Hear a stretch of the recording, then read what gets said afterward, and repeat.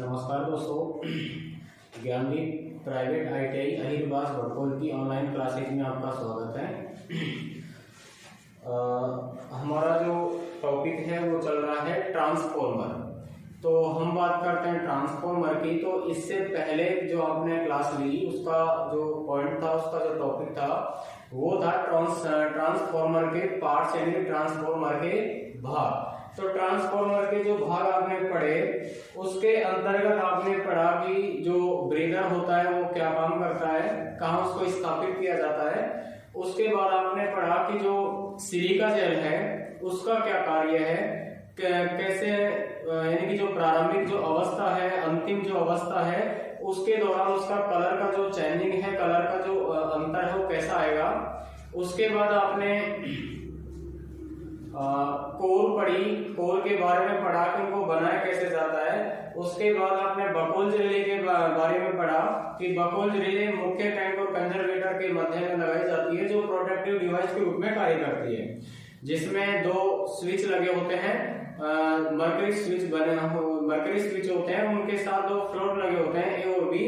तो जैसे ही प्रारंभिक अवस्था आएगी, फ्लोट ए डाउन होगा, उसके द्वारा इलेक्ट्रिक बेल का जो सर्किट है वो पूरा होगा, बेल बजेगी, और उसकी अवस्था में अगर किसी ऑपरेट नहीं करेगा कोई ऑपरेटर उसको, तो उसके बाद उसमें जैसे ही फ्लोट भी डाउन होगा तो उस डाउन होने की स्थिति में वो सर्किट को ब्रेक कर देगा, सर्किट को बंद कर देगा, ट्रांसफॉर्मर की सुरक्षा हो जाएगी। तो इसलिए इस प्रकार से बकोल्ज रिले को आपने पढ़ा। उसके बाद ऑयल गेज पढ़ा, ऑयल का एक मापन करने वाला जो डिवाइस है वो आपने पढ़ा। उसके बाद टेपिंग स्विच पढ़ा, यानी कि जो सेकेंडरी वाइंडिंग होती है उसमें से टेपिंग्स निकाली जाती हैं, और उन टेपिंग्स के माध्यम से रोटरी स्विच या सेलेक्टर स्विच के माध्यम से वोल्टेज को अप या डाउन, यानी कि कम ज्यादा कर सकते हैं एक सेलेक्टर स्विच के रूप में, यानी कि इसको वोल्टेज स्टेबलाइजर भी बोल सकते हैं या वोल्टेज रेगुलेटर भी इसको बोल सकते हैं। तो इस प्रकार से आपने ये सभी भाग पढ़े, और सबसे जो अहम भूमिका होती है वो होती है कंजर्वेटर की, जिसको मैंने पहले भी बताया था आपको कि कंजर्वेटर को या संरक्षक को ट्रांसफॉर्मर की जीवन रेखा कहते हैं, लाइफलाइन जिसको बोल सकते हैं। यानी कि जो ट्रांसफॉर्मर ऑयल का उतार चढ़ाव है उसका जो समंजन है, उसका जो व्यवस्था उत्पन्न स्थापित करने के लिए जो भाग काम आता है वो कंजर्वेटर है। श्वास ब्रीथिंग जिसके माध्यम से होगी वो कंजर्वेटर से होते हुए होगी, और उसके साथ जो ब्रीदर लगा होगा उसके माध्यम से ब्रीथिंग होगी। तो इस प्रकार से आपने ये भाग पढ़े। उसके बाद हम बात करते हैं एक्सप्लोजन वेंट की, कि एक्सप्लोजन वेंट कहाँ स्थापित होता है और इसका जो मुख्य कार्य है वो क्या होता है।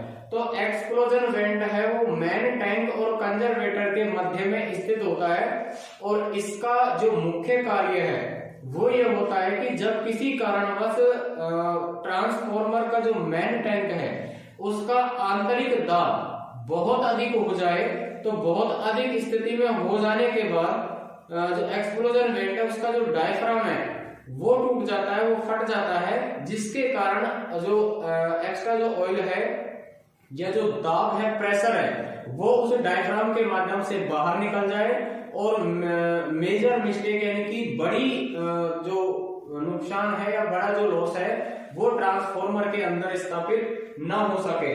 तो उसको बचाने के लिए जो एक प्रोटेक्टिव पार्ट प्रयोग किया जाता है या सुरक्षात्मक जो भाग प्रयोग किया जाता है वो होता है एक्सप्लोजन वेंट, जिसको प्रेशर रिलीज वाल्व भी कह सकते हैं। क्या कह सकते हैं? प्रेशर रिलीज वाल्व भी कह सकते हैं। और इसका केवल ओनली ये जो काम है वो ये है कि जब ट्रांसफॉर्मर के मुख्य टैंक का आंतरिक दाब इतना बढ़ जाए कि वो सहन योग्य ना हो, तो उसके बाद जो कंजर्वेटर मेन टैंक के बीच में जो पाइप स्थित होता है उसके साथ ये एक्सप्लोजन वेंट लगा होता है, प्रेशर रिलीज वाल्व लगा होता है, तो दाब के कारण उसका डायफ्राम टूटेगा, और वो जो दाब है, प्रेशर है, गैस है, वो उसके द्वारा बाहर निकल जाएगी और ट्रांसफॉर्मर में बड़ी हानि नहीं होगी।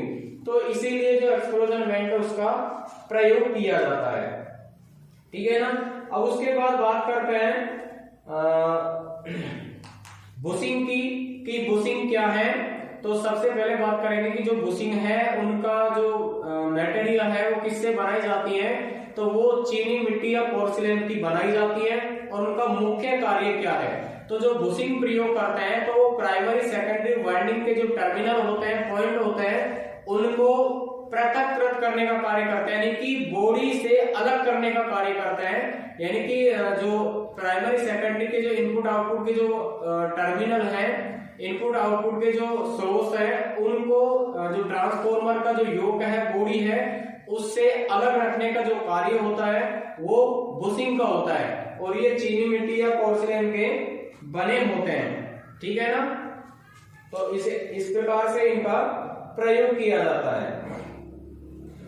उसके बाद इसका एक अगला जो पार्ट है वो है डाटा प्लेट। अब डाटा प्लेट की जो अहम भूमिका ये होती है कि डाटा प्लेट पे जो भी ट्रांसफॉर्मर है उसके बारे में पूरा उसका क्लासिफिकेशन होता है, पूरा विवरण होता है कि ट्रांसफॉर्मर कितने फेज का है, उसका प्राइमरी सेकेंडरी वाइंडिंग किसमें स्थापित है, प्राइमरी डेल्टा में है या सेकेंडरी डेल्टा में है, स्टार में है, कौन सी है। उसके बाद उसकी रेटिंग उस पर अंकित होती है कि ट्रांसफॉर्मर का जो रेटिंग है वो कितना है, कितनी रेटिंग पे ट्रांसफॉर्मर कार्य करेगा।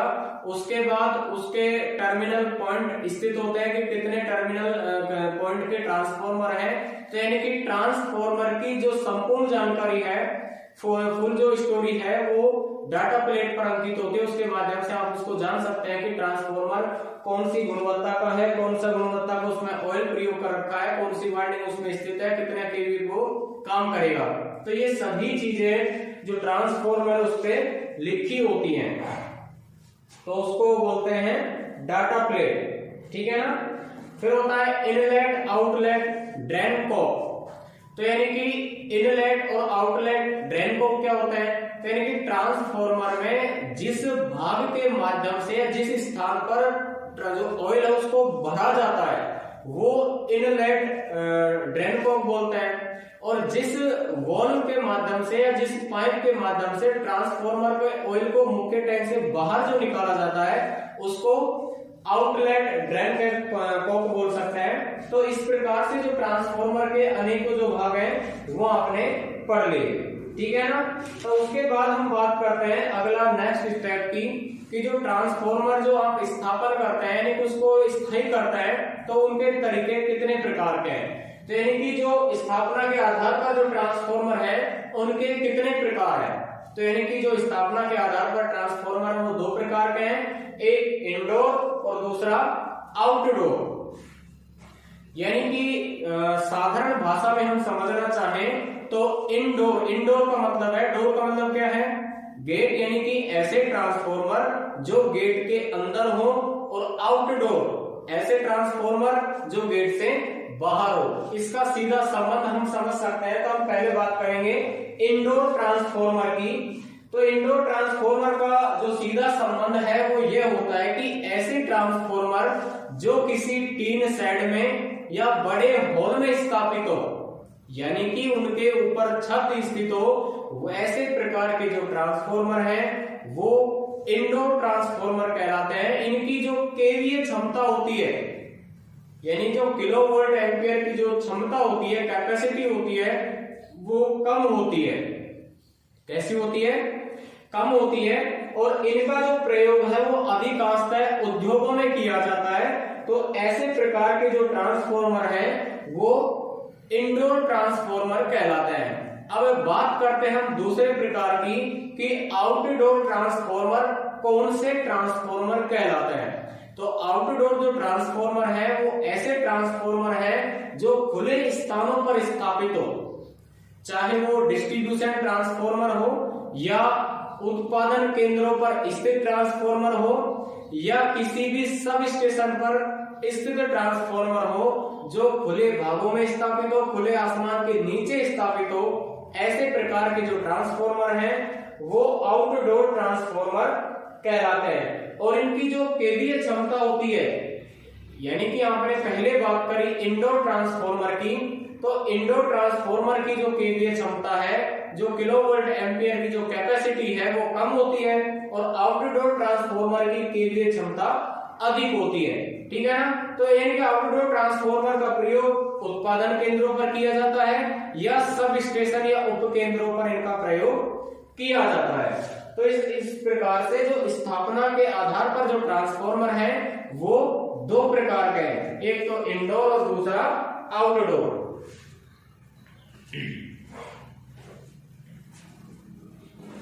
उसके बाद हम बात करते हैं छोटे ट्रांसफॉर्मर जो होते हैं उनकी वाइंडिंग और वाइंडिंग वायर और उन वायरों में प्रयुक्त पदार्थों की। तो यानी कि जो स्मॉल ट्रांसफॉर्मर होते हैं वो छोटे ट्रांसफॉर्मर में जो वाइंडिंग प्रयोग करते हैं वो उनका जो वायर होता है वो पतला होता है यानी थिन होता है या मोटा होता है, या उनमें जो पदार्थ प्रयोग कर रहे हैं वो पदार्थ कौन से प्रयोग कर रहे हैं जिनका वायर बनाने के लिए प्रयुक्त करते हैं। तो यानी कि इस आधार पर हम कह सकते हैं कि जो तांबे से निर्मित छोटे ट्रांसफॉर्मरों को कम कोर स्टील की आवश्यकता होती है, और जो इसी के साथ जो शीतलन की जो नेसेसिटी है, शीतलन की जो आवश्यकता है वो भी कम पड़ती है, क्योंकि इनकी जो क्षमता होती है, कैपेसिटी होती है वो कम होती है और ये अधिक तापमान पर नहीं पहुंच पाते हैं। दूसरा, अगर छोटे ट्रांसफॉर्मर के जो वायर हैं अगर वो कॉपर के बनाए जाएं, तो ये मैंने पहले भी बताया था कि अगर कॉपर से निर्मित जो वाइंडिंग प्रयोग कर रहे हैं तो एनिल्ड कॉपर प्रयोग करते हैं, एनिलीकृत तांबा का प्रयोग करते हैं, जिसके माध्यम से वाइंडिंग स्थापित की जाती है। तो ऐसे ट्रांसफॉर्मर प्रयोग किए जाते हैं। दूसरी बात करते हैं कि एल्यूमिनियम और जो कॉपर के जो तार हैं उनका प्रयोग अलग अलग ट्रांसफॉर्मरों में किया जाता है, लेकिन इनके बीच में जो अवस्थाएं हैं, इनके बीच में जो गुण हैं वो कैसे होते हैं। तो इस आधार पर आप बता सकते हैं कि जो एल्यूमिनियम तार जो युक्त ट्रांसफॉर्मर है उनसे अधिक जो जीवन काल होता है वो कॉपर युक्त जो तार की जो वाइंडिंग स्थापित जिस ट्रांसफॉर्मर में कर रखी है उनकी अधिक होती है, क्योंकि जो कॉपर है उसकी जो रेजिस्टिविटी होती है उसका मान कम होता है। कॉपर एल्यूमिनियम की अपेक्षा अधिक चालकता होती है और अधिक स्थायी मटेरियल होता है। इस आधार पर आप कह सकते हैं कि एल्यूमिनियम की अपेक्षा कॉपर तार यानी कि तांबे के तार से युक्त वाइंडिंग अधिक लंबे समय तक कार्यरत होती है। ठीक है ना। तो इस प्रकार से जो ट्रांसफॉर्मर के भाग आपने पढ़ लिए सारे कि कौन कौन से ट्रांसफॉर्मर में भाग स्थापित किए जाते हैं। उसके बाद आपने पढ़ा कि स्थापना के आधार पर ट्रांसफॉर्मर कितने प्रकार के होते हैं। तो स्थापना के आधार पर आपने ट्रांसफॉर्मर के दो प्रकार पढ़े। उसके बाद छोटे प्रकार के जो ट्रांसफॉर्मर हैं, स्मॉल ट्रांसफॉर्मर हैं, उनमें जो प्रयुक्त तार है या एल्यूमिनियम या कॉपर जो भी आप लेना चाहें तो उनके बीच में जो संबंध है जीवन काल का है जैसे भी, तो उनका जो संबंध है कैसा होता है आपने सभी चीजें पढ़ी। अब इसके बाद जब हम बात करेंगे जो 3 फेज ट्रांसफॉर्मर होते हैं उनके बीच संयोजनों की जो 3 फेज पर यानी कि 3 फेज पर जो ट्रांसफॉर्मर कार्य करते हैं उनके प्राइमरी और सेकेंडरी वाइंडिंगों के बीच में जो कनेक्शन होता है, जो संयोजन होता है, वो कौन कौन सा संयोजन होता है और उन संयोजन युक्त ट्रांसफॉर्मर का प्रयोग कौन से स्थान पर किस क्षमता के अनुसार किया जाता है। तो हम बात करते हैं पहले कनेक्शन की, और जो पहला कनेक्शन है वो है स्टार स्टार कनेक्शन। तो यानी कि स्टार और डेल्टा का मतलब ये होता है कि जो वाइंडिंग की आकृति अगर आप देखें तो ये यानी कि जो वाई आकृति की जो वाइंडिंग होती है उसको बोलते हैं स्टार वाइंडिंग। कौन सी वाइंडिंग? Star winding. और जिस वाइंडिंग की आकृति त्रिभुज के आकार की हो उसे बोलते हैं डेल्टा वाइंडिंग। ये क्लियर है? यानी कि जिस वाइंडिंग की आकृति वाई शेप में हो यानी कि वाई की आकृति में हो तो उस वाइंडिंग को स्टार वाइंडिंग कहते हैं, और जिस वाइंडिंग की आकृति डेल्टा यानी कि त्रिभुज के आकार की हो उसे डेल्टा वाइंडिंग कहते हैं। तो पहले हम बात करेंगे स्टार स्टार कनेक्शन की, यानी कि ऐसा ट्रांसफॉर्मर जो 3 फेज पर कार्य कर रहा है और जिसकी प्राइमरी और सेकेंडरी दोनों वाइंडिंग है वो किस में स्थित है? स्टार स्टार कनेक्शन में स्थित है। दूसरी बात, एक चीज यहाँ पे क्लियर होती है कि जो स्टार कनेक्शन होता है उसमें न्यूट्रल पॉइंट मिल जाता है, यानी कि जो तीनों वाइंडिंग का जो मिडिल पॉइंट है, मिडिल यानी कि मध्य बिंदु है, उस बिंदु से जो वायर निकलता है, टेपिंग निकलती है, वो न्यूट्रल का काम करती है, उदासीन बिंदु का काम करती है। पहले भी आपको बताया था उसकी अपेक्षा अगर डेल्टा की बात की जाए तो इसमें किसी भी प्रकार का न्यूट्रल बिंदु उपस्थित नहीं होता है। इसके द्वारा हम न्यूट्रल बिंदु प्राप्त नहीं कर सकते हैं, ठीक है ना।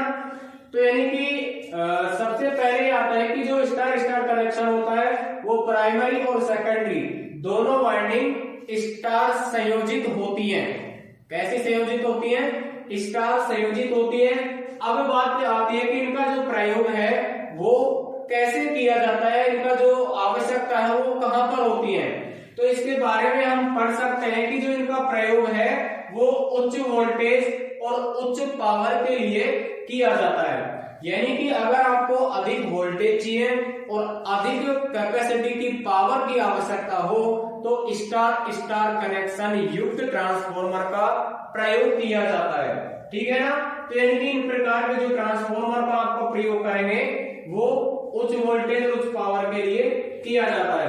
अब बात करते हैं फेज वोल्टेज की।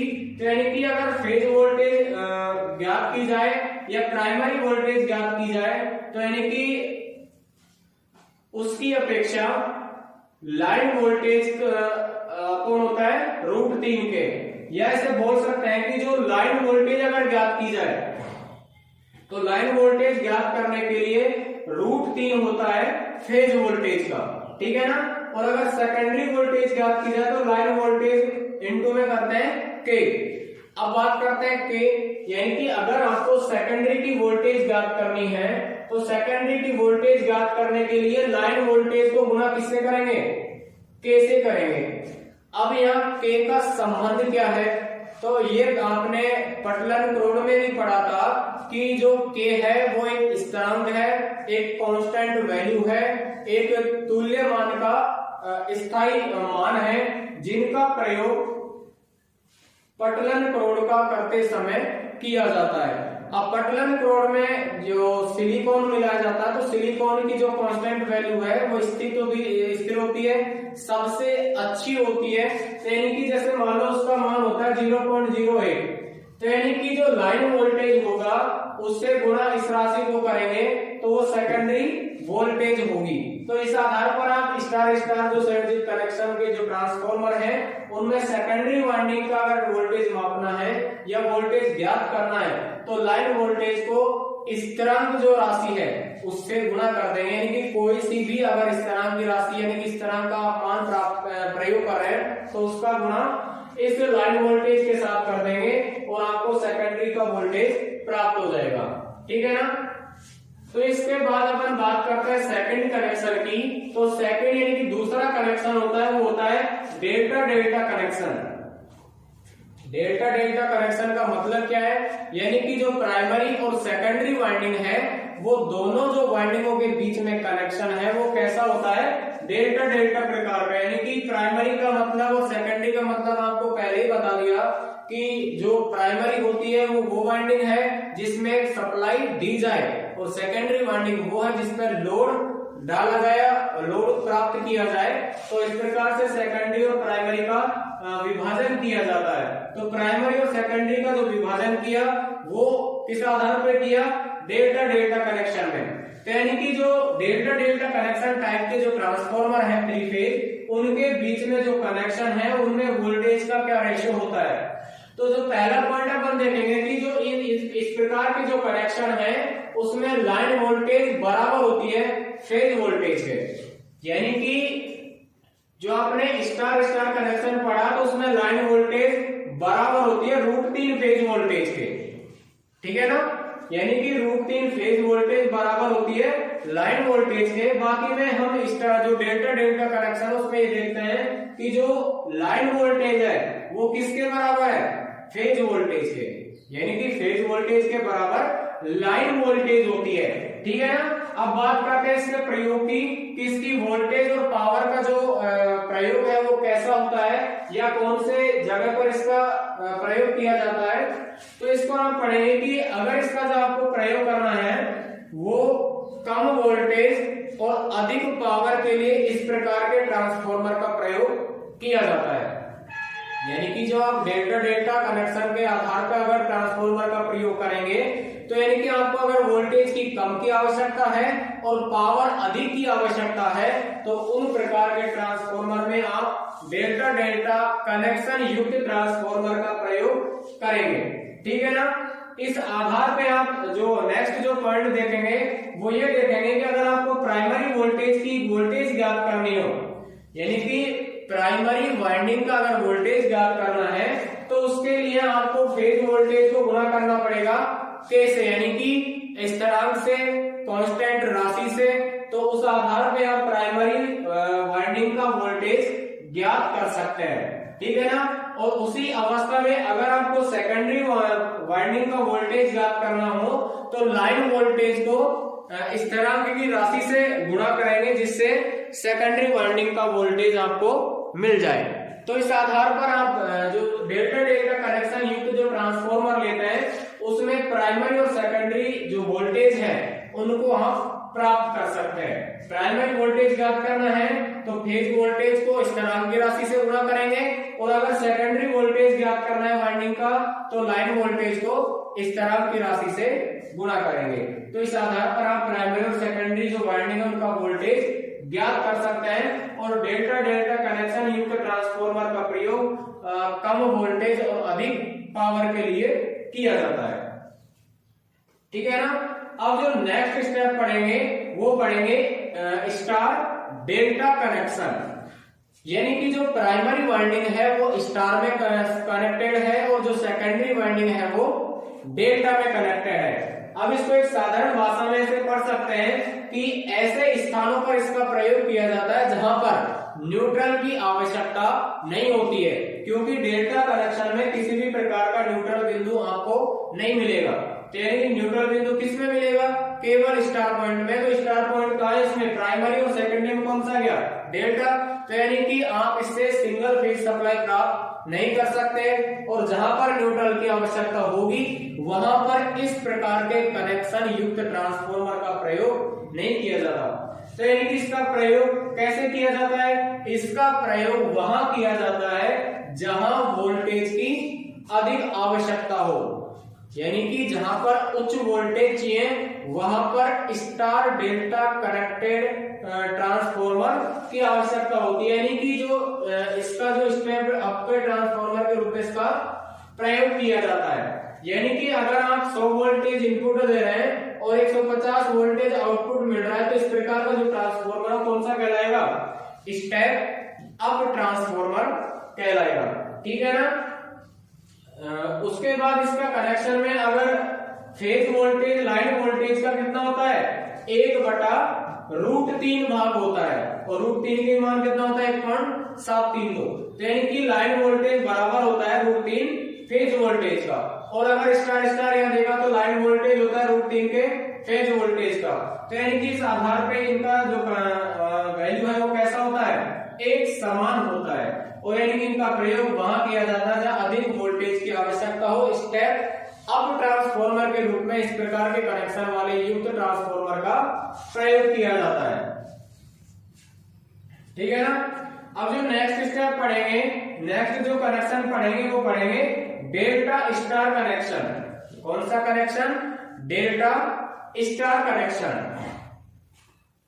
तो यानी कि जो डेल्टा स्टार कनेक्शन युक्त जो ट्रांसफॉर्मर है उनका प्रयोग जो साधारण जगह होती है वहां पर करते हैं। डिस्ट्रीब्यूशन, जहां पर डिस्ट्रीब्यूट सप्लाई किया जाता है वहां पर इस प्रकार के ट्रांसफॉर्मर का प्रयोग किया जाता है। और डिस्ट्रीब्यूशन के रूप में जब इन ट्रांसफॉर्मरों का प्रयोग करेंगे तो वो ट्रांसफॉर्मर स्टेप डाउन प्रकार के ट्रांसफॉर्मर होंगे। यानी कि आप डोमेस्टिक कनेक्शन में प्रयोग करते हैं या 3 फेज कनेक्शन में जब आप ट्रांसफॉर्मर का प्रयोग करेंगे, तो यानी कि जो इनपुट सप्लाई होती है वो होती है 11 kV, और वो बदल किस में जाती है? 440 वोल्टेज। तो यानी कि इस आधार पे जो वाइंडिंग स्थित होती है, तो प्राइमरी तो कौन सी हो गई? स्टार, सॉरी डेल्टा में, और सेकेंडरी किसमें हो गई? स्टार में। तो यानी कि इस प्रकार से युक्त जो ट्रांसफॉर्मर है वो कैसे कहलाएंगे? स्टेप डाउन प्रकार के ट्रांसफॉर्मर। अब स्टेप डाउन का मतलब सीधा संबंध ये है कि 11 kV का मतलब है 11,000 वोल्ट, और जो बदल किसमें दिया? 440 वोल्ट में। यानी कि प्राइमरी की अपेक्षा सेकेंडरी वोल्टेज कैसा हो गया, कम हो गया, डाउन हो गया। इसलिए इन प्रकार के ट्रांसफॉर्मरों को स्टेप डाउन प्रकार के ट्रांसफॉर्मर कहते हैं। ठीक है ना। उसके बाद बात करेंगे नेक्स्ट कनेक्शन की। जो अगला कनेक्शन होता है वो होता है वीवी कनेक्शन। अब ये वीवी कनेक्शन क्यों कहलाया, तो इसकी बात हम करेंगे कि जो वीवी कनेक्शन है वो इसीलिए कहलाया कि इसकी जो आकृति होती है, यानी कि वाइंडिंग की जो आकृति होती है वो वी शेप में होती है।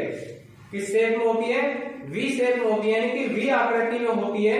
इसीलिए इसको वीवी कनेक्शन बोलते हैं। यानी कि जो वाइंडिंग का जो कनेक्शन है वो वीवी प्रकार का होता है। यानी कि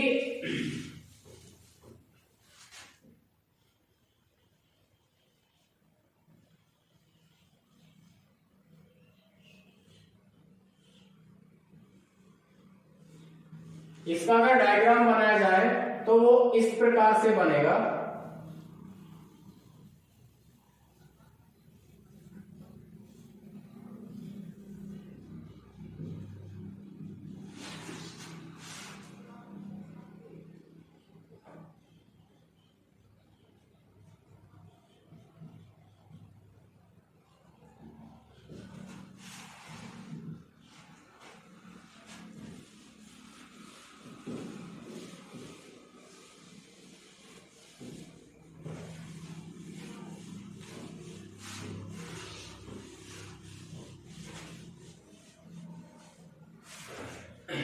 यानी कि ये प्राइमरी वाइंडिंग है, ये सेकेंडरी वाइंडिंग है। तो यानी कि इसमें केवल 3 के स्थान पर कितनी वाइंडिंग प्रयोग कर रहे हैं, केवल 2 वाइंडिंग प्रयोग कर रहे हैं। और इन दोनों वाइंडिंग की जो आकृति है वो कैसी है, वी के समान है। इसलिए इन प्रकार के जो कनेक्शन है, इस प्रकार के जो कनेक्शन है उनको वीवी कनेक्शन बोल रहे हैं। तो यानी कि इसमें 2-2 वाइंडिंग स्थापित की जाती है और दोनों वाइंडिंगों की जो आकृति है वो कौन सी है, वी। इसीलिए इन प्रकार के जो कनेक्शन युक्त ट्रांसफॉर्मर हैं उनको वीवी कनेक्शन ट्रांसफॉर्मर कहते हैं। अब बात आती है कि इनका जो प्रयोग है वो कहां किया जाता है। तो इनका प्रयोग कम वोल्टेज और कम पावर के लिए किया जाता है। कहां किया जाता है, कम वोल्टेज और कम पावर के लिए इन प्रकार के ट्रांसफॉर्मरों का प्रयोग किया जाता है। ठीक है ना। अब यानी कि जो इनका कनेक्शन है वो डेल्टा डेल्टा कनेक्शन के समान है। अब डेल्टा डेल्टा कनेक्शन के समान क्यों है, यानी कि जो दोनों वाइंडिंग जिस टर्मिनल पॉइंट पर निकल रही हैं तो वहां से कोई न्यूट्रल बिंदु नहीं निकल रहा है। उसी बेसिस पे जब आप डेल्टा कनेक्शन स्थापित करते हैं तो उस डेल्टा कनेक्शन युक्त जो वाइंडिंग होती है उनमें केवल 3 फेज निकलते हैं, यानी कि आर वाई बी निकलते हैं और कोई भी प्रकार का उदासीन बिंदु इनसे नहीं निकलता है। तो उसी आधार पे जो वीवी कनेक्शन है इसमें किसी भी प्रकार का कोई न्यूट्रल बिंदु नहीं निकलता है। इसीलिए इसको कहते हैं कि इसका जो कनेक्शन है वो किसके समान है, डेल्टा डेल्टा कनेक्शन के समान है। और इसमें केवल अंतर यह है कि जो डेल्टा कनेक्शन के जो टर्नों की संख्या होती है उन टर्नों की संख्या की अपेक्षा इन प्रकार के कनेक्शनों में जो टर्नों की संख्या होती है वो 58% होती है। कितनी प्रतिशत होती है, 58% होती है। यानी कि जो डेल्टा डेल्टा कनेक्शन युक्त ट्रांसफॉर्मर होते हैं उन टर्नों की संख्या का अनुपात अगर निकाला जाए, रेशो अगर निकाला जाए, तो डेल्टा डेल्टा कनेक्शन युक्त जो ट्रांसफॉर्मर है उनकी अपेक्षा वीवी कनेक्शन युक्त जो ट्रांसफॉर्मर है उनमें डेल्टा डेल्टा की अपेक्षा कितने प्रतिशत टर्न काम में ले रहे हैं, केवल 58%। इसीलिए इनकी जो वोल्टेज क्षमता है वो भी कम होती है और पावर की जो कैपेसिटी है, पावर क्षमता है वो भी कम होती है। तो यानी कि इस प्रकार के जो ट्रांसफॉर्मर होते हैं वो low voltage low power capacity के लिए प्रयोग किए जाते हैं। इनमें किसी भी प्रकार का कोई न्यूट्रल बिंदु स्थित नहीं होता है। तो इन प्रकार के ट्रांसफॉर्मर का प्रयोग किया जाता है। ठीक है ना। अब जो नेक्स्ट प्रकार का जो कनेक्शन है वो है टर्शियरी कनेक्शन। कौन सा कनेक्शन, टर्शियरी कनेक्शन। या डेल्टा संयोजित टर्शियरी कनेक्शन। तब हम बात करेंगे टर्शियरी कनेक्शन की। तो सबसे पहले हम बात करेंगे कि टर्शियरी जो प्रकार का जो कनेक्शन है वो क्यों किया जाता है, इसका क्यों आवश्यकता पड़ी, इसको क्यों स्थापित करते हैं। तो यानी कि इसकी हम बात करेंगे कि जो डेल्टा संयोजित यानी डेल्टा युक्त जो टर्शियरी कनेक्शन है इनकी आवश्यकता क्यों महसूस हुई। तो इसकी आवश्यकता इसीलिए महसूस हुई क्योंकि स्टार स्टार जो कनेक्टेड ट्रांसफार्मर होते हैं या स्टार स्टार संयोजित जो ट्रांसफार्मर होते हैं उनमें कई बार ऐसी अवस्थाएं आ जाती हैं कि उनमें न्यूट्रल बिंदु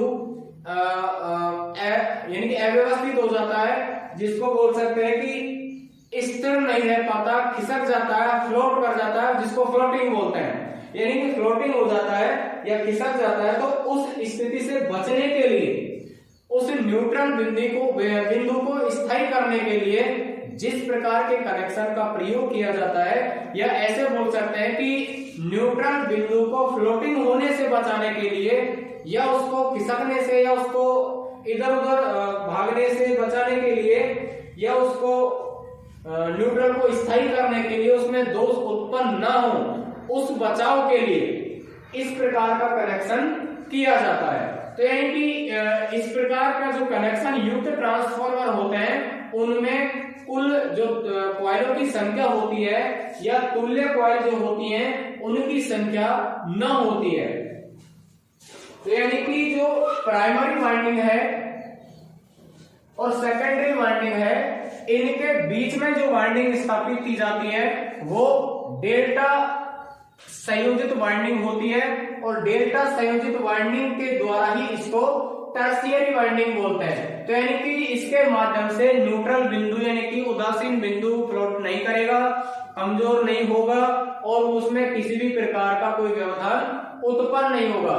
तो यानी कि जो टर्शियरी कनेक्शन, इसमें कई बार पूछ लिया जाता है कि टर्शियरी प्रकार के कनेक्शन में या टर्शियरी प्रकार के बिंदु में जो वाइंडिंगों की संख्या होती है, कॉइलों की संख्या होती है, वो कितनी होती है। तो यानी कि इस प्रकार का जो कनेक्शन उसमें कुल कॉइलों की संख्या कितनी होती है 9। यानी कि जो 3 स्टार की हो गई, 3 कॉइल डेल्टा की हो गई, 3 किसकी हो गई वापिस स्टार कनेक्शन की हो गई। तो इस आधार पर जो कुल कॉइलों की संख्या है वो 9 हो जाती है, ठीक है ना।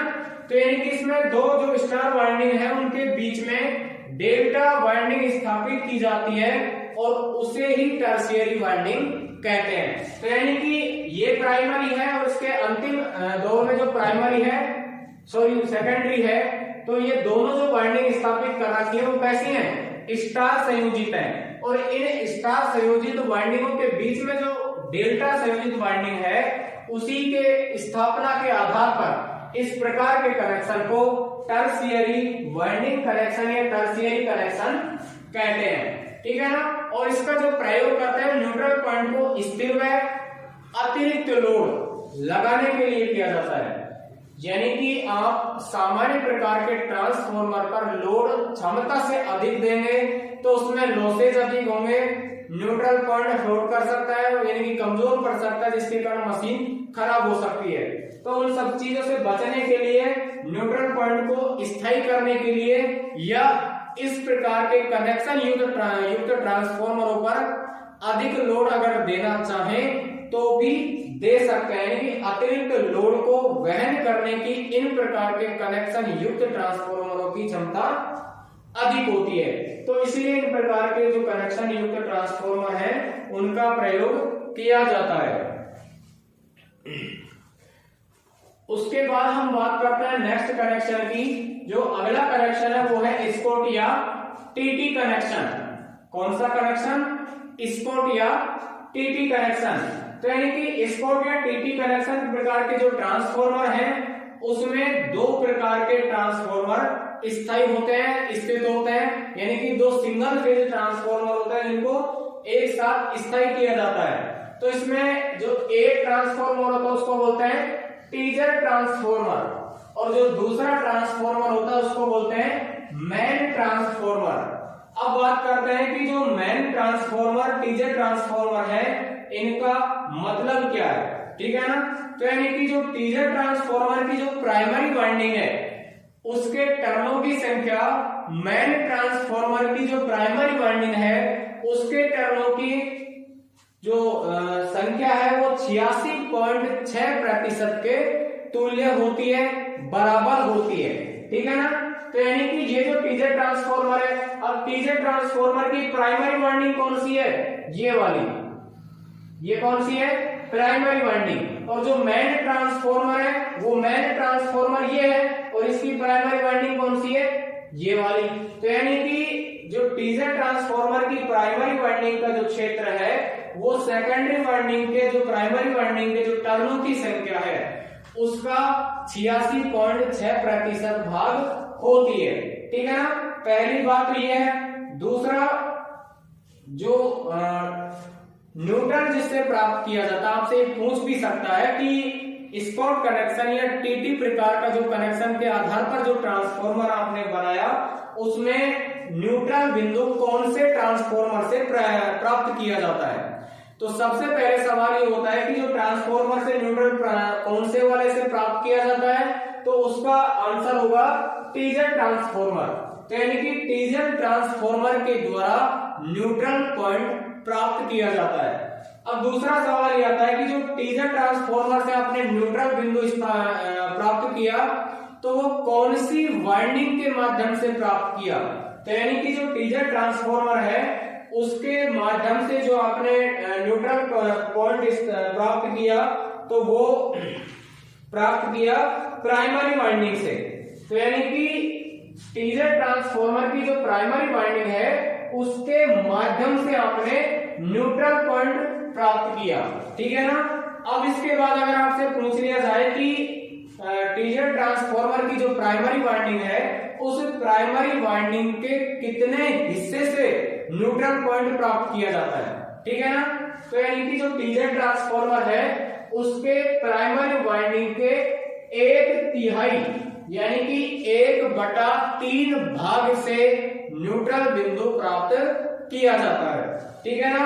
तो इस आधार पर आप कह सकते हैं कि जो न्यूट्रल पॉइंट प्राप्त किया जाता है वो टीजर ट्रांसफॉर्मर के द्वारा किया जाता है। टीजर ट्रांसफॉर्मर की प्राइमरी वाइंडिंग से प्राप्त किया जाता है और प्राइमरी वाइंडिंग के 1/3 भाग से न्यूट्रल पॉइंट प्राप्त करते हैं, ठीक है ना। अब बात करते हैं इसके प्रयोग की, इसका प्रयोग किस लिए करते हैं, इस कनेक्शन को क्यों किया जाता है। तो यानी कि जो 3 फेज ट्रांसफॉर्मर में जो ये कनेक्शन किया जाता है उसका प्रयोग 3 फेज से 2 फेज में बदलने के लिए, यानी कि जो आप इस प्रकार के जो कनेक्शन स्थापित कर रहे हैं स्पॉट या टीटी कनेक्शन का प्रयोग कर रहे हैं वो 3 फेज से 2 फेज में बदलने के लिए फर्नेस या वात्य भट्टी में किया जाता है। यानी कि ऐसी भट्टी जिसमें 2 फेजों की आवश्यकता हो तो उन प्रकार की भट्टियों में सप्लाई देने के लिए स्पॉट या टीटी कनेक्शन प्रकार के ट्रांसफॉर्मरों का प्रयोग किया जाता है। यानी कि 2 फेजों पर जो कार्य करने वाली भट्टियां होती हैं उनको सप्लाई देने का जो कार्य है, सप्लाई उनको पहुंचाने में जो उपलब्धता है वो स्पॉट या टीटी कनेक्शन के माध्यम से की जाती है, ठीक है ना। तो इस प्रकार से जो स्पॉट कनेक्शन या टीटी कनेक्शन इस प्रकार के ट्रांसफॉर्मर का प्रयोग किया जाता है। तो इसमें जो मुख्य बात है वो यही है कि जो प्राइमरी वाइंडिंग और सेकेंडरी वाइंडिंग में ट्रांसफॉर्मर टीजर ट्रांसफॉर्मर है उसकी अपेक्षा में जो प्राइमरी वाइंडिंग होती है टीजर ट्रांसफॉर्मर की उसकी जो टर्नों की संख्या वो 86.6% के बराबर होती है। दूसरा, जो न्यूट्रल बिंदु प्राप्त किया जाता है वो टीजर ट्रांसफॉर्मर की प्राइमरी वाइंडिंग से प्राप्त किया जाता है, ना कि सेकेंडरी वाइंडिंग से। यानी कि टीजर ट्रांसफॉर्मर ये है और उसकी प्राइमरी वाइंडिंग ये वाली है। तो यानी कि जो न्यूट्रल पॉइंट प्राप्त किया जाएगा वो प्राइमरी वाइंडिंग से प्राप्त किया जाएगा और प्राइमरी वाइंडिंग का 1/3 भाग से प्राप्त किया जाता है। कौन से भाग से? 1/3 भाग से प्राप्त किया जाता है। और जो टीजर ट्रांसफॉर्मर और मेन ट्रांसफॉर्मर है इसकी जो सेकेंडरी वाइंडिंग्स होती हैं उनके टर्नों की संख्या एक समान होती है। कैसी होती है? एक समान। तो उस आधार पर आप बिंदुवार देख सकते हैं कि पहला जो सबसे मुख्य कार्य वो है कि 3 फेज सप्लाई को, यानी कि RY की 3 फेज हो गई, उसको फेज नंबर 1 फेज नंबर 2 यानी कि 2 फेज की सप्लाई में परिवर्तित करने के लिए स्पॉट या TT कनेक्शन का प्रयोग करते हैं। दूसरी बात, इस कनेक्शन में जो न्यूट्रल बिंदु प्राप्त करते हैं वो TZ ट्रांसफार्मर की प्राइमरी वाइंडिंग से करते हैं। प्राइमरी वाइंडिंग के 1/3 भाग से प्राप्त किया जाता है, और जो TZ ट्रांसफार्मर की प्राइमरी वाइंडिंग के जो टर्नों की संख्या है वो सेकेंडरी वाइंडिंग की जो प्राइमरी वाइंडिंग की जो टर्नों की संख्या उसके तुल्य यानी कि 86.6% के बराबर होती है। तो इस प्रकार से इस प्रकार के ट्रांसफार्मर का प्रयोग किया जाता है, ठीक है ना। तो इस आधार पर आपने स्टार स्टार कनेक्शन पढ़ा, डेल्टा डेल्टा पढ़ा, डेल्टा स्टार पढ़ा, स्टार डेल्टा पढ़ा, या बीबी संयोजन यानी कि बीबी कनेक्शन पढ़ा, टीटी या स्पॉट कनेक्शन पढ़ा, टर्शियरी कनेक्शन पढ़ा। तो ये सारे कनेक्शन जो आपने पढ़े वो अधिक वोल्टेज, कम वोल्टेज, अधिक क्षमता, कम क्षमता, इस आधार पर आप उनका प्रयोग पढ़ा कि कहाँ किस ट्रांसफार्मर का कहाँ प्रयोग करते हैं। तो इसके बाद अपन पढ़ेंगे अगला जो नेक्स्ट कनेक्शन है वो पढ़ेंगे स्टार इंटर स्टार और डेल्टा इंटर स्टार, यानी कि स्टार इंटर स्टार और डेल्टा इंटर स्टार। तो यानी कि इन प्रकार से जो कनेक्शन युक्त ट्रांसफार्मर है उनका प्रयोग कहां किया जाता है, और अन्य प्रकार के जो कनेक्शन युक्त ट्रांसफार्मर हैं उनकी अपेक्षा में इनमें क्या बदलाव किए जाते हैं। तो इस आधार पर इनका आप विवरण पढ़ेंगे। तो पहले बात अपन करते हैं स्टार इंटर स्टार। तो यानी कि इन प्रकार के जो ट्रांसफार्मर है उनका कहां प्रयोग किया जाता है। तो यानी कि ऐसे डेस्टिनेशन या ऐसे स्थान जहां पर अर्थिंग करना संभव नहीं हो, जैसे पथरीले मैदान या फिर डेजर्ट यानी कि रेगिस्तान। तो यानी कि बालू का रेत में आप अर्थिंग स्थापित करेंगे और वो बालू का स्तूप एक जगह से दूसरे जगह पे चला जाएगा तो अर्थिंग ओपन हो जाएगी, अर्थिंग का कोई कार्य नहीं रहेगा। तो यानी कि ऐसे स्थान जहां पर अर्थिंग को करना असंभव बात हो, अर्थिंग को स्थापित करना असंभव हो, वहां या ऐसे स्थानों पर स्टार इंटर स्टार वाइंडिंग स्थापित की जाती है, ठीक है ना। अब यानी कि ये वाइंडिंग स्थापित करते कैसे हैं। तो यानी कि इन प्रकार के जो कनेक्शन होते हैं उन कनेक्शनों में जो हर एक जो वाइंडिंग है उसके सीरीज में एक्स्ट्रा वाइंडिंग जोड़ी जाती है, यानी कि उस जो वाइंडिंग होती है जो उसके सीरीज में एक्स्ट्रा वाइंडिंग जोड़ी जाती है, उस एक्स्ट्रा वाइंडिंग की जो कार्य है वो 15.5% की भांति व्यवहार करता है। कितना प्रतिशत के बराबर? 15.5। यानी कि जो आपने स्टार वाइंडिंग स्थापित करी तो स्टार वाइंडिंग करने के बाद इंटर वाइंडिंग आप जो प्रयोग कर रहे हैं वो कौन से क्रम में जोड़ रहे हैं? श्रेणी क्रम में। कौन से क्रम में? श्रेणी क्रम में जोड़ रहे हैं, और वो श्रेणी क्रम का भाग किस रूप में कार्य करेगा? 15.5% के बराबर कार्य करेगा। और ये जो अतिरिक्त वाइंडिंग जोड़ रहे हैं, जो एक्स्ट्रा वाइंडिंग श्रेणी क्रम में जोड़ रहे हैं, वो किसका काम करेगी? न्यूट्रल का। किसका काम करेगी? न्यूट्रल का, यानी कि तीनों फेजों को संभालने का काम करेगी, उनमें तीनों फेजों में बैलेंस लगाए रखने का काम करेगी। तो इस आधार पर इस प्रकार की वाइंडिंग का प्रयोग न्यूट्रल बिंदु को उत्पन्न करने के लिए या न्यूट्रल बिंदु को पैदा करने के लिए किया जाता है, ठीक है ना। तो इस प्रकार से स्टार इंटर स्टार या डेल्टा इंटर स्टार जो कनेक्शन युक्त ट्रांसफार्मर है उनका प्रयोग किया जाता है। सीधे तौर पर आप कह सकते हैं कि ऐसे स्थान जहां पर अर्थिंग करना असंभव हो, जैसे पर्वतीय क्षेत्र है या कोई रेगिस्तानी भाग है, तो वहां पर अर्थिंग करना असंभव सी बात होती है। तो उस अर्थिंग की उपस्थिति लाने के लिए स्टार इंटर स्टार प्रकार के संयोजन किए जाते हैं, यानी कि इनके श्रेणी क्रम में अतिरिक्त वाइंडिंग स्थापित की जाती है, और वो अतिरिक्त जो वाइंडिंग स्थापित करते हैं वो न्यूट्रल का कार्य करेगी, यानी कि उदासीन बिंदु का कार्य करेगी, तो ट्रांसफॉर्मर आसानी से सही रूप में कार्य कर सकता है। ठीक है ना।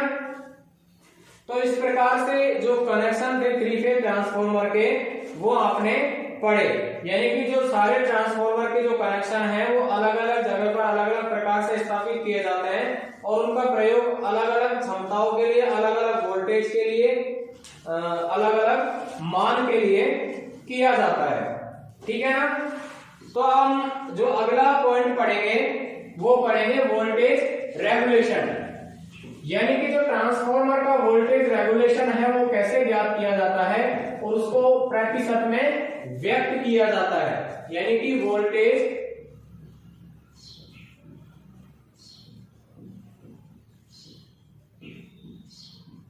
रेगुलेशन। ठीक है ना। तो वोल्टेज रेगुलेशन ज्ञात करने के लिए जो फॉर्मूला है वो होता है VR प्रतिशत बराबर VNL माइनस VFL बटा VFL गुना 100। ठीक है ना। तो यानी कि VR का मतलब समझेंगे, VNL का मतलब समझेंगे, VFL का मतलब समझेंगे, तो इसका सीधा मतलब यह है कि VR का मतलब है वोल्टेज रेगुलेशन, VNL का मतलब है नो लोड वोल्टेज और VFL का मतलब है फुल लोड वोल्टेज। ठीक है ना। तो इस आधार पर आप ज्ञात कर सकते हैं कि किसी भी ट्रांसफार्मर का जो वोल्टेज रेगुलेशन है वो कैसे ज्ञात किया जाता है। अब बात करेंगे हम इसके वोल्टेज रेगुलेशन की, यानी कि जिस ट्रांसफार्मर का वोल्टेज रेगुलेशन 0 आता है, 0 आता है, वो सबसे अच्छा ट्रांसफार्मर माना जाता है, यानी कि उसका जो कार्यकारी जो क्षमता है वो कैसी होती है, सबसे अधिक होती है, सबसे अच्छी होती है। दूसरी अगर बात करें कि यदि जो ट्रांसफार्मर है उसका वोल्टेज रेगुलेशन धनात्मक आए, यानी कि उसका जो वोल्टेज जो रेगुलेशन है वो कैसा है, धनात्मक आए, पॉजिटिव आए, तो वह लैगिंग पावर फैक्टर पर कार्य करेगा और उसका अर्थ ये होता है कि जो उत्पन्न ईएमएफ है उसका मान टर्मिनल वोल्टेज से कम होगा, यानी कि जो उत्पन्न वोल्टेज है, उत्पन्न वोल्टेज का मान कम होता है टर्मिनल वोल्टेज से।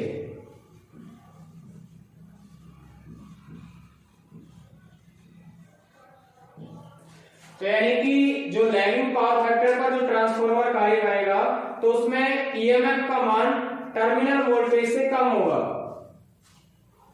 यानी कि उत्पन्न ईएमएफ का मान कम होता है किससे, टर्मिनल वोल्टेज से। ठीक है ना। तो यानी कि इसको सीधा अपन ये पढ़ सकते हैं कि VR धनात्मक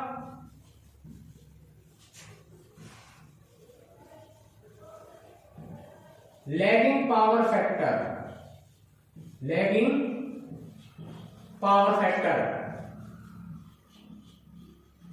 ठीक है ना। और अगर VR ऋणात्मक लीडिंग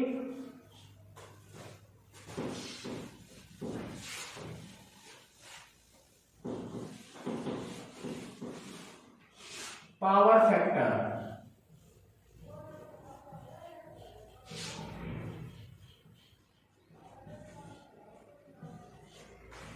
ठीक है ना।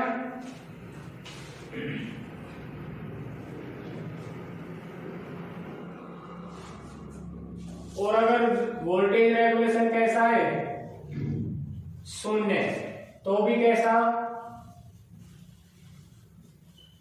लीडिंग पावर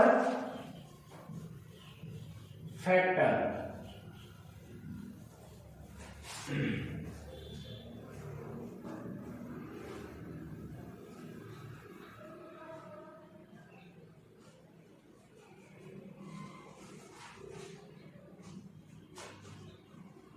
तो यानी कि जो पहली आप अवस्था पढ़ेंगे वो पढ़ेंगे कि जो वोल्टेज रेगुलेशन अगर धनात्मक होगा तो धनात्मक वोल्टेज रेगुलेशन होने के लिए जो ट्रांसफॉर्मर कार्य करेगा वो कौन से पावर फैक्टर पर करेगा, तो वो कार्य करेगा कौन सा करेगा, लैगिंग पावर फैक्टर पर करेगा।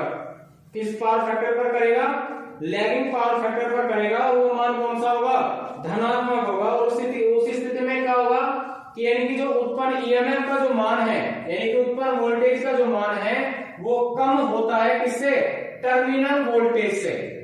किससे वो कम होता है, टर्मिनल वोल्टेज से।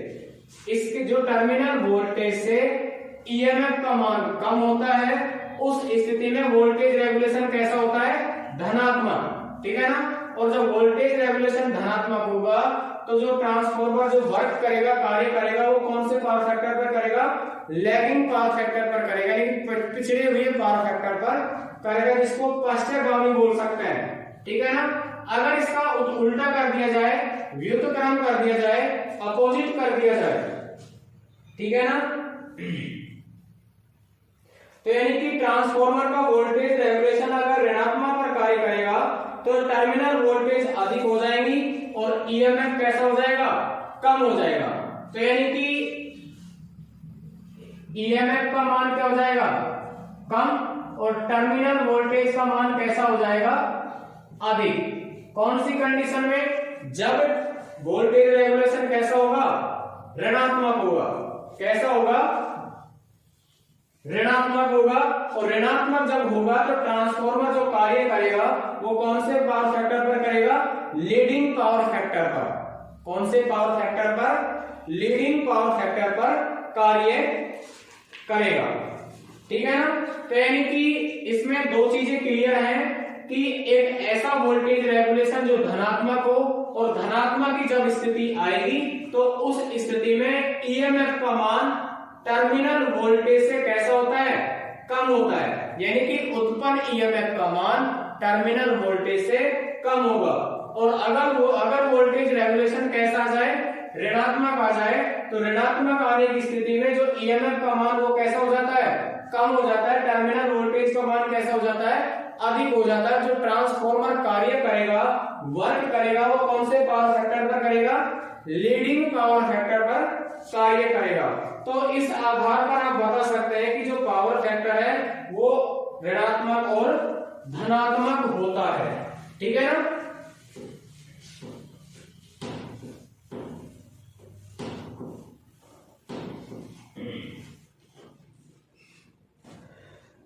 अब हम एक सवाल देखते हैं कि यदि ट्रांसफॉर्मर से उत्पन्न ईएमएफ मान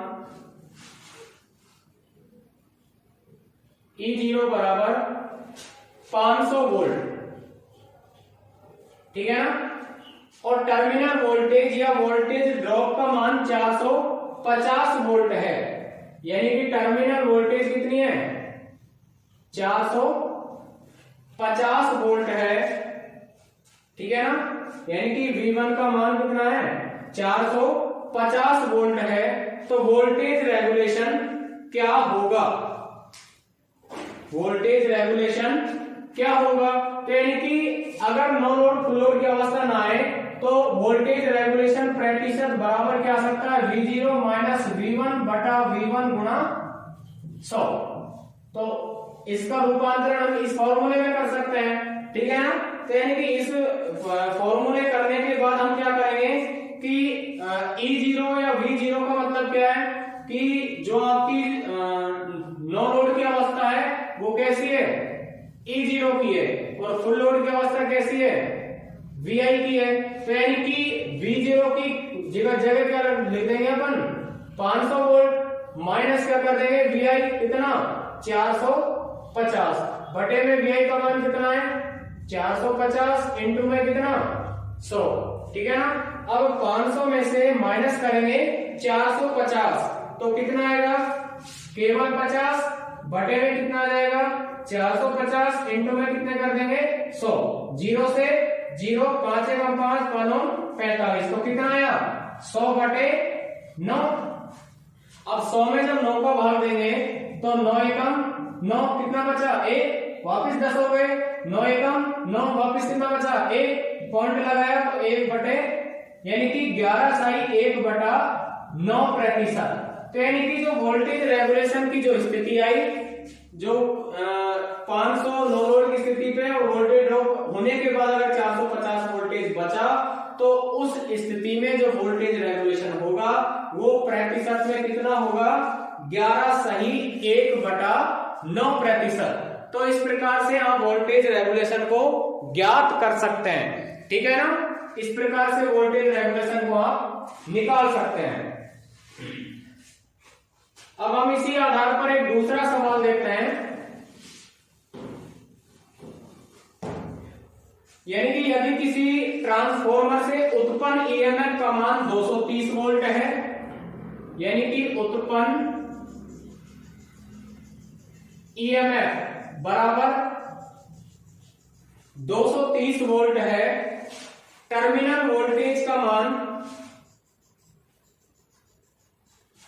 टर्मिनल वोल्टेज का मान 250 वोल्ट है, तो वोल्टेज रेगुलेशन ज्ञात करो। तो क्या ज्ञात करना है, वोल्टेज रेगुलेशन ज्ञात करना है। यानी कि उत्पन्न ईएमएफ कितना है 230 और टर्मिनल वोल्टेज कितना है 250। तो कंडीशन कौन सी आई यहां पर, ऋणात्मक वोल्टेज रेगुलेशन की। कौन सी कंडीशन आई, ऋणात्मक वोल्टेज रेगुलेशन की कंडीशन अपने पास स्थापित हुई। तो यानी कि अब हम क्या करेंगे, तो वही फॉर्मूला अपनाएंगे, 250 माइनस 230 बटे 230 गुणा 100, ठीक है ना। सॉरी, नेगेटिव अपना जो वोल्टेज रेगुलेशन हो कैसा है, ऋणात्मक है। तो यानी कि V0 की उत्पन्न ईएमएफ की जगह क्या लिखेंगे, 230 माइनस जो V1 है वो क्या लिखेंगे, टर्मिनल वोल्टेज 250 बटे में कितने करेंगे, 250 इंटू में 100, ठीक है ना। अब यानी कि 230 में से 250 आप माइनस करेंगे तो माइनस का कितना बचेगा, 20 बचेगा। कितना बचेगा, माइनस का 20, और बटे में कितना बचेगा 250, और गुणा कितना करेंगे 100 से, ठीक है ना। अगर आप इसको सीधा सॉल्व करें तो माइनस 2000 बटे में 250, 0 से 0, 5 एवं 5 55 200। तो यानी कि जो आपका वोल्टेज रेगुलेशन निकल गया वो कितना आया, -8%। कितना निकल गया, -8%। और आपने पहले पढ़ा कि जब वोल्टेज रेगुलेशन ऋणात्मक होगा तो ऋणात्मक की स्थिति में जो पावर फैक्टर है वो किस पे काम करेगा, लीडिंग अवस्था में काम करेगा। कैसी अवस्था में काम करेगा, लीडिंग अवस्था में काम करेगा। और लीडिंग अवस्था में जब काम करेगा तो वोल्टेज रेगुलेशन कैसा होगा, ऋणात्मक होगा। कैसा होगा भाई, ऋणात्मक होगा। तो इस आधार पर आप वोल्टेज रेगुलेशन धनात्मक का और ऋणात्मक का निकाल सकते हैं, ठीक है ना। तो इस प्रकार से वोल्टेज रेगुलेशन को आप ज्ञात कर सकते हैं, उसको माप सकते हैं, ठीक है ना।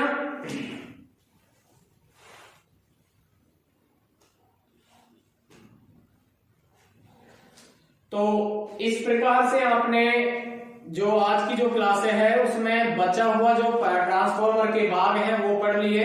उसके बाद जो स्थापना के आधार पर जो ट्रांसफॉर्मर है वो पढ़ लिया कि इंडोर आउटडोर दो प्रकार से स्थापन किया जाता है।